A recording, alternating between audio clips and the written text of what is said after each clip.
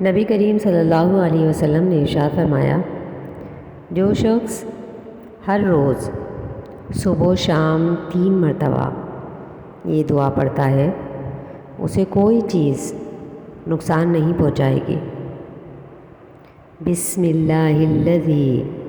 لا یضر مع اسمہ شیء فی الارض ولا فی السماء وہو السمیع العلیم،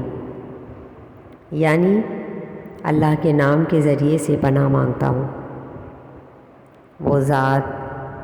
جس کے نام کی برکت سے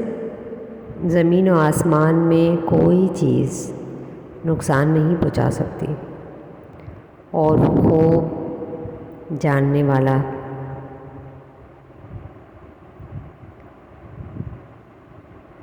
سنن ابن ماجہ 3869۔